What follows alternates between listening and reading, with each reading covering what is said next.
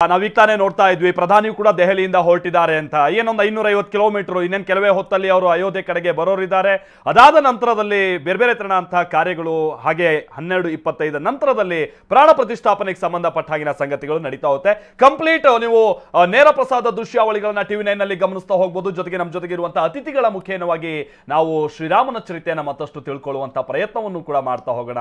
ಹಿರೇಮಗಳೂರು ಕಣ್ಣನವರು ನಮ್ಮ ಜೊತೆಗೆ ಸಂಪರ್ಕದಲ್ಲಿದ್ದಾರೆ. ಹಿರೇಮಗಳೂರು ಕಣ್ಣನವರೇ, ನಮಗೆ ಬಹಳಷ್ಟು ವರ್ಷಗಳಿಂದ ನಾವು ನೋಡ್ತಾ ಬರ್ತಿರುವಂಥದ್ದು ಅಂತ ಅಂದ್ರೆ ಬ್ರಿಟಿಷರ ಆಡಳಿತ ಅದಾದ ನಂತರದಲ್ಲಿ ಈಗಿನ ನಾವು ಗಣರಾಜ್ಯೋತ್ಸವ ಅಥವಾ ಬೇರೆ ಬೇರೆ ಸಂದರ್ಭದಲ್ಲಿ ದೆಹಲಿಯ ಕರ್ತವ್ಯ ಪಥ ಅಲ್ಲಿ ಬೇರೆ ಬೇರೆ ದೇಶಗಳನ್ನ ಬಿಂಬಿಸುವಂತಹ ಸಂಸ್ಕೃತಿ, ಅದನ್ನ ಟ್ಯಾಬ್ಲೋಗಳ ರೀತಿಯಾಗಿ ಅಥವಾ ಮತ್ತೊಂದು ರೀತಿಯಾಗಿ ನಾವು ನೋಡ್ತಾ ಇರ್ತೀವಿ. ಅಂದ್ರೆ ದೆಹಲಿ ಒಂದು ವೇದಿಕೆ ಆಗಿತ್ತು. ಬಟ್ ಈಗ ನಾವು ನೋಡ್ತಾ ಇದೀವಿ ಅಯೋಧ್ಯೆ ಒಂದು ವೇದಿಕೆ ಆಗ್ತಾ ಇದೆಯಾ ಅನ್ನುವಂಥದ್ದು. ಯಾಕಂದ್ರೆ ಬೇರೆ ಬೇರೆ ರಾಜ್ಯಗಳ ಸಂಸ್ಕೃತಿ ಪರಂಪರೆಯನ್ನ ಬಿಂಬಿಸುವಂತ ಕಾರ್ಯ ಆಗ್ತಾ ಇದೆ. ಒಂದು ಮೂರ್ತಿಯ ವಿಚಾರವಾಗಿನೂ ಕೂಡ ತೆಗೆದುಕೊಳ್ಳೋಣ. ಆ ಮೂರ್ತಿಯಲ್ಲೂ ಕೂಡ ಭಾರತದ ದಕ್ಷಿಣ ಪಶ್ಚಿಮ ಹಾಗೆ ಪೂರ್ವ ಪಶ್ಚಿಮದ ಸಂಸ್ಕೃತಿಯನ್ನ ಬಿಂಬಿಸುವಂತ ಪ್ರಯತ್ನ ಒಂದು ಮೂರ್ತಿಯಲ್ಲೂ ಕೂಡ ಆಗಿದೆ. ಆಮೇಲೆ ತಯಾರಿಗಳಲ್ಲೂ ಕೂಡ ನಾವು ನೋಡ್ತಾ ಇದ್ದೀವಿ ಎಲ್ಲರ ಸಹಯೋಗದಲ್ಲಿ ಇದು ಆಗ್ತಾ ಇರುವಂತದ್ದು. ಕೇವಲ ಕರ್ನಾಟಕನೋ ಅಥವಾ ಉತ್ತರ ಪ್ರದೇಶ. ಪ್ರಶಾಂತ್ ಕುಮಾರ್ ಡ್ರ್ಯಾಗನ್ ಫ್ರೂಟ್ ಕೃಷಿ ಮಾಡಿ ಎಕರೆಗೆ 5 ಲಕ್ಷ ಗಳಿಸ್ತಿದ್ದಾರೆ. ನೀವು ಕೂಡ ಅವರಿಂದ ಕಲಿಬೇಕಾ? ಅವ್ರ ಜೊತೆ ವಿಡಿಯೋ ಕಾಲ್ ನಲ್ಲಿ ಮಾತಾಡಬೇಕಾ? ಈಗಲೇ ಫ್ರೀಡಮ್ ಆಪ್ ಡೌನ್ಲೋಡ್ ಮಾಡಿ ಅನ್ನುವಂಥದ್ದಲ್ಲ, ಬೇರೆ ಬೇರೆ ರಾಜ್ಯಗಳಿಗೆ ಸಂಬಂಧಪಟ್ಟ ಹಾಗಿನ ಪ್ರಮುಖರು ತಮ್ಮ ತಮ್ಮ ಕೊಡುಗೆಗಳನ್ನ ಕೊಡ್ತಾ ಇದ್ದಾರೆ. ಹೇಗೆ ಅಯೋಧ್ಯೆ ಇಡೀ ದೇಶದ ಒಂದು ಸಂಸ್ಕೃತಿ ಬಿಂಬಿಸುವಂತ ಸ್ಥಳ ಆಗ್ತಾ ಇದೆ ಅಂತ ಅನ್ಸುತ್ತೆ ಹಿರೇಮಗಳೂರು ಕಣ್ಣನವರೇ? ಹೌದು, ಇಡೀ ಭಾರತೀಯ ಸಂಸ್ಕೃತಿಯನ್ನು ಮಾನವೀಯ ಮೌಲ್ಯಗಳ ಮೂಲಕ ವಿಶ್ವಾಮಿತ್ರ ಗುರುಗಳನ್ನು ಅವರಿಂದ ಆದೇಶ ಪಡ್ಕೊಂಡು ಸಮಾಜಕ್ಕೆ ಹತ್ತಿರವಾಗಿ ಸರ್ವ ಜನರ ಸುಖ ಸಂಪತ್ತು ಸಮೃದ್ಧಿ ಸಮಾಧಾನಗಳನ್ನು ತಾನು ಸಾಮಾನ್ಯ ಪ್ರಜೆಯಾಗಿ ಗಮನಿಸ್ತಕ್ಕಂತಹ ಓರ್ವ ನಾಯಕ ಅಂತ ಹೇಳಿದರೆ ಅನುಮಾನವೇ ಇಲ್ಲ. ಜಗತ್ತಿಗೆ ಯಾವತ್ತೂ ಕೂಡ ಮಾರಲ್ ಪ್ಯಾರಲ್ ಅಂದರೆ ಶ್ರೀರಾಮನೇ. ಯಾಕೆ ಹೇಳಿ? ಅವನಲ್ಲಿರ್ತಕ್ಕಂಥ ಗುಣಗಳು ಇವತ್ತು ನೀವು ಹೇಳಿದ ಹಾಗೆ ದಿಲ್ಲಿ ಎನ್ನುವುದು ತಂದೆ ಮನೆ ಆದರೆ ಅಯೋಧ್ಯೆ ಎನ್ನುವುದು ತಾಯಿ ಮನೆ. ಅವನು ಹುಟ್ಟಿದ ನೆಲ, ಆ ಹುಟ್ಟಿದ ನೆಲದಲ್ಲಿ ತಾಯಿ ಕೊಟ್ಟಂತಹ ಆ ಒಂದು ಸಂಸ್ಕಾರತೆಯನ್ನು ಪಡೆದ ಆ ಮಗ ಮುಂದೆ ವಿಶ್ವಕ್ಕೆ ಹೇಗೆ ಬಾಳಬೇಕು ಅನ್ನುವುದಕ್ಕೆ ನಮ್ಮ ಸಂಸ್ಕೃತ ಸಾಹಿತ್ಯದಲ್ಲಿ ಇಷ್ಟು ಗುಣಗಳಿದ್ದರೆ ಅಂತಹ ಮಕ್ಕಳು ಅವರು ಹುಟ್ಟಿದ ನೆಲಕ್ಕೂ ಬೆಲೆ ತರುತ್ತಾರೆ, ಅವರ ಬದುಕಿಗೂ ಬೆಲೆ ತರುತ್ತಾರೆ, ಅವರು ಈ ಜಗತ್ತಿಗೂ ಬೆಲೆ ತರುತ್ತಾರೆ ಅಂದರು. ಅದಕ್ಕೆ ಒಂದು ಆ ಪಟ್ಟಿಯೇ ಇದೆ ನಿಮ್ಮ ಮುಂದೆ, ಅದನ್ನು ನಾ ಪ್ರಸ್ತುತಪಡಿಸ್ತಿದ್ದೇನೆ. ಎಲ್ಲ ಜನರ ಕಿವಿಗೆ ಸೊದೆಯಾಗಿಸಿ ಮನೆಗೆ ಸಂತರ್ಪಣವಾಗಿಸಿ. ಸ್ವಾಭಾವಿಕ ರಾಮನ ಗುಣಗಳೇನು? ಸ್ವಾಭಾವಿಕ, ಅನವಧಿಕ, ಅತಿಶಯ, ಜ್ಞಾನ, ಬಲ, ಐಶ್ವರ್ಯ, ವೀರ್ಯ, ಶಕ್ತಿ, ತೇಜ, ಸೌಶೀಲ್ಯ, ವಾತ್ಸಲ್ಯ, ಆರ್ಧವ, ಮಾರ್ಧವ, ಸೌಹಾರ್ದ, ಸಾಮ್ಯ, ಕಾರುಣ್ಯ, ಮಾಧುರ್ಯ, ಗಾಂಭೀರ್ಯ, ಔದಾರ್ಯ, ಚಾತುರ್ಯ, ಧೈರ್ಯ, ಸ್ಥೈರ್ಯ, ಶೌರ್ಯ, ಪರಾಕ್ರಮ, ಸತ್ಯಕಾಮ, ಸತ್ಯಸಂಕಲ್ಪ, ಕೃತಿತ್ವ, ಕೃತಜ್ಞತ, ಅಸಂಖ್ಯೇಯ ಕಲ್ಯಾಣ ಗುಣಗಳು ಯಾರಲ್ಲಿರಬೇಕೋ ಅದನ್ನು ತಾಯಿ ತನ್ನ ಗರ್ಭದಿಂದ ತನ್ನ ರಾಮನಿಗೆ ಹೇಳಿದ್ದರ ಆ ಒಂದು ಕಿವಿಯ ಮಾತು ಇವತ್ತು ನಮ್ಮೆಲ್ಲರಿಗೆ ಸೊದೆಯಾಗಿ ಮನೆಗೆ ಸಂತರ್ಪಣೆವಾಗುತ್ತಾ ಈ ಪ್ರಜಾಪ್ರಭುತ್ವವನ್ನು ಯಾರು ಮುನ್ನಡೆಸ್ತಾರೋ ಅಂಥವನಿಗೆ ಈ ಗುಣಗಳು ಇರಬೇಕಣೋ ಮಗನೇ ಅಂತ ಹೇಳಿದ ಕೌಸಲ್ಯೆಯ ಪುತ್ರ ಹಾಗೆ ನಡ್ಕೊಂಡಿದ್ದರಿಂದ, ನಡೀತಾ ಇರೋದ್ರಿಂದ, ನಡೆಸ್ತಾ ಇರೋದ್ರಿಂದ ನಾವೆಲ್ಲರೂ ಕೂಡ ಅವನನ್ನು ಆದರ್ಶವಾಗಿ ತಕ್ಕೊಂಡಿದ್ದೇವೆ. ಒಂದು ವಿಗ್ರಹವನ್ನು ನೋಡೋದು ಅಂತ ಹೇಳಿದರೆ ಕೇವಲ ದೇವರು ಅಂತ ನೋಡುವುದು ಅಷ್ಟೇ ಅಲ್ಲ, ಇಷ್ಟು ಗುಣಗಳು ಆ ವಿಗ್ರಹದಿಂದ ನಮ್ಮ ಎದೆಗೆ ಪ್ರತಿಬಿಂಬಿತವಾಗಬೇಕು ಪ್ರತಿದಿನ. ಅದಕ್ಕೇನೆ ನೋಡಿ ಪ್ರಾಣ ಪ್ರತಿಷ್ಠೆ ಅಂತ ಹೇಳ್ತಾರೆ. ಹೌದಾ? ಅವನ ಆ ಗುಣಗಳು ನಮಗೆ ಪ್ರಾಣಕ್ಕೆ ಪ್ರತಿಷ್ಠೆಯಾಗಬೇಕು.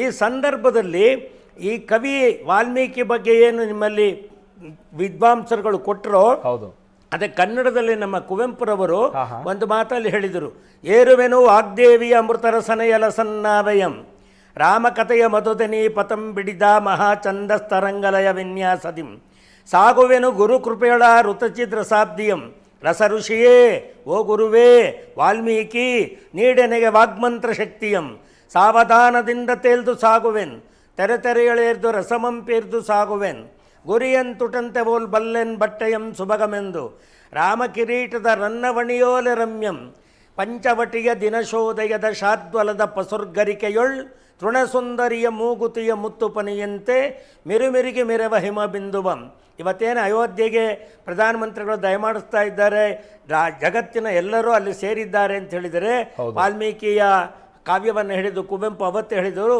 ರಸಯಾತ್ರೆಯಂ ಕೈಗೊಂಡನೈ ಬಾರೈ ತಂದೆ ಕೈ ಹಿಡಿ ನಿನ್ನಣಗನಿ ಕಂದನಂ, ಮಣಿವೆನಿದೋ ನಿನ್ನಡಿಗೆ ಪಿಡಿದೆತ್ತು ಹರಕಗೈ ದೇವಕವಿ ವಾಲ್ಮೀಕಿ ಎನ್ನಯ್ಯನೇ ಎನ್ನಯ್ಯನೇ ಎನ್ನ ನೊಯ್ಯನೆ ಕಾವ್ಯ ವಿದ್ಯುತ್ ವಿಮಾನದಲ್ಲಿರಿಸಿ ಸರಸ್ವತಿಯನ್ನಾತ್ಮಜಿಕ್ವೆಗೆ ಬರೆಸಿ ಕಾಪಾಡುಬಾರೈ ತಂದೆ ನಿನ್ನಣಗನಿ ಕಂದನಂ ಅನ್ನುವುದು ರಾಮಮೂರ್ತಿಯನ್ನು ನೋಡುವುದರ ಮೂಲಕ, ವಾಲ್ಮೀಕಿಯನ್ನು ನೆನಪಿಸಿಕೊಂಡು ನಾವೆಲ್ಲರೂ ರಾಮಲಲ್ಲನ ಮೂಲಕ ಈ ಜಗತ್ತಿನಲ್ಲಿ ರಾಮನಂತೆ ಬದುಕುವುದಕ್ಕಾಗಿ ಇವತ್ತು ಸುಮುಹೂರ್ತ ಮತ್ತೆ ಒಗ್ಗೂಡಿ ಬಂದಿದೆ. ವಚನ ಪರಿಪಾಲನೆಗೆ ಯಾರು ನಿಜ ಮಾರುತಿಯೋ, ವಚನ ಪರಿಪಾಲನೆಗೆ ಯಾರು ನಿಜ ಮೂರುತಿಯೋ, ಶಿಷ್ಟರಕ್ಷಕ ಸುಗುಣ ಆ ಕೃಪಾ ಸಿಂಧು, ಆದರ್ಶ ಜೀವನಕ್ಕೆ ಯಾರು ನಿಜ ಮಾದರಿಯೋ ಆ ರಾಮಚರಣ ನೆನೆ ಮುದ್ದು ರಾಮ ಅಂದರು.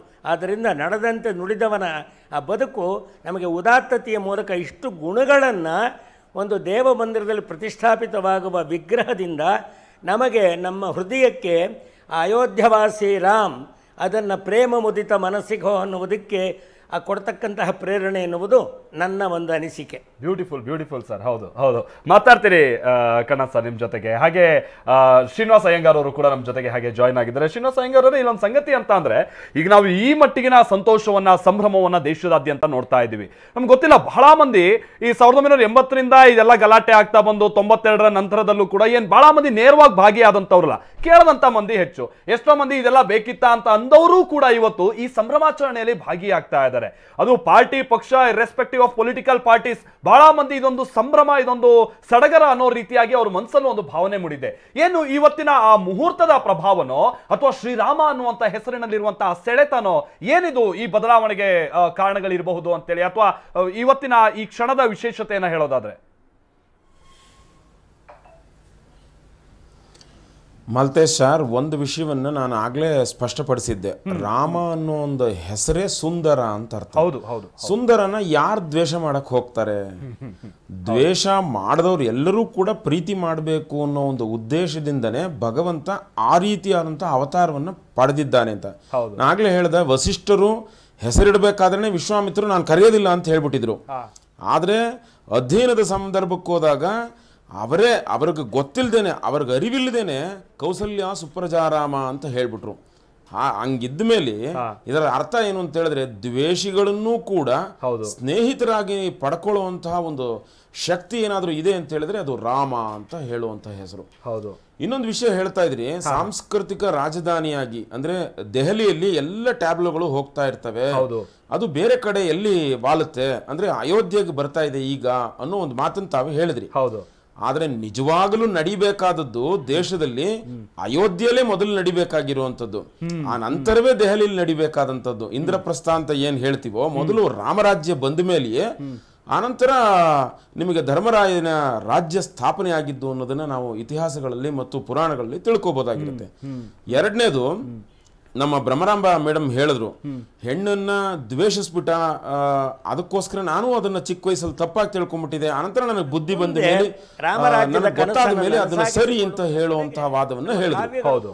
ಆದ್ರೆ ಜಗತ್ತಿನ ಎಲ್ಲರಿಗೂ ಅಷ್ಟೇ ರಾಮ ತಪ್ಪು ಅನ್ನೋದನ್ನ ಫಸ್ಟ್ ಹೇಳ್ತಾರೆ, ಆ ನಂತರವೇ ಅವನ್ ಸರಿನಾ ಇಲ್ವಾ ಅನ್ನೋದನ್ನ ಪರಾಮರ್ಶೆ ಮಾಡಿ ಆ ನಂತರ ಅದನ್ನ ಸರಿ ಅನ್ನೋದನ್ನ ಒಪ್ಕೊಳ್ತಾರೆ.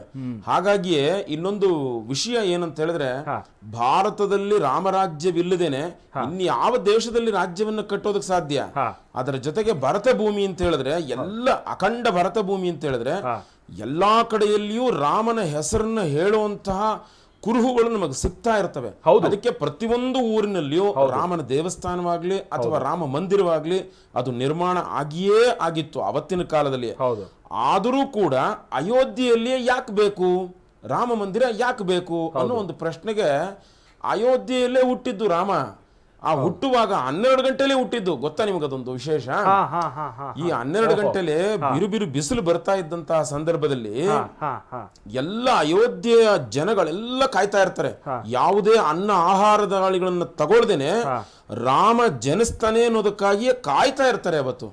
ಆ ಕಾಯ್ತಾ ಇರುವಂತ ಸಂದರ್ಭದಲ್ಲಿ ರಾಮ ಮಠ ಮಧ್ಯಾಹ್ನದಲ್ಲಿ ಬಿಸಿಲು ಮೆತ್ತಿಗೆ ಏರಿದ ಮೇಲೆ ಬರ್ತಾನೆ. ಮತ್ತೊಂದು ಅದೇ ರೀತಿಯಾದಂತಹ ಅವಕಾಶ ಈಗ ನಮಗೆ ಒದಗಿ ಬಂದಿದೆ. ಅಂದ್ರೆ ಈಗ ರಾಮನ ಆ ಮುಹೂರ್ತವು ಕೂಡ ಮತ್ತೆ ಭೂಮಿಗೆ ಅವನ ಪ್ರತಿರೂಪವಾಗಿ ಬರುವಂತಹ ವಿಗ್ರಹ ರೂಪಿಯಾಗಿರುವಂತಹ ರಾಮ ಬರೋದಕ್ಕೆ ಆ ಒಳ್ಳೆ ಮುಹೂರ್ತವು ಕೂಡ ಇದೇ ಆಗಿದೆ. ಆ ಮಧ್ಯಾಹ್ನದಲ್ಲಿ ಬಿರುವಂತಹ ಸಂದರ್ಭದಲ್ಲಿ ಅಯೋಧ್ಯೆ ಜನಗಳೆಲ್ಲ ಕಾಯ್ತಾ ಇರ್ತಾರೆ. ರಾಮ ಹುಟ್ಟಿದ ತಕ್ಷಣನೇ ಅಲ್ಲಿದ್ದಂಥವ್ರಿಗೆಲ್ಲ ಸಂಭ್ರಮ ಆಚರಣೆ ಆಗುತ್ತೆ. ಯಾವ ರೀತಿ ಅಂದ್ರೆ ಯಾವ ಪದಾರ್ಥಗಳನ್ನು ಅಡಿಗೆ ಏನನ್ನೂ ಮಾಡಿರಲ್ಲ ಅವರು. ಆ ಅರಮನೆ ಮುಂದೆನೆ ಕಾಯ್ತಾ ಇರ್ತಾರೆ ರಾಮ ಹುಟ್ಟುತ್ತಾನ ಅಂತ. ಹುಟ್ಟಿದ ತಕ್ಷಣಕ್ಕೆ ಅಲ್ಲಿದ್ದಂತಹ ಕೋಸಂಬರಿ ಪಾನಕವನ್ನ ಹಂಚಿ ಸಂಭ್ರಮಿಸ್ತಾರೆ.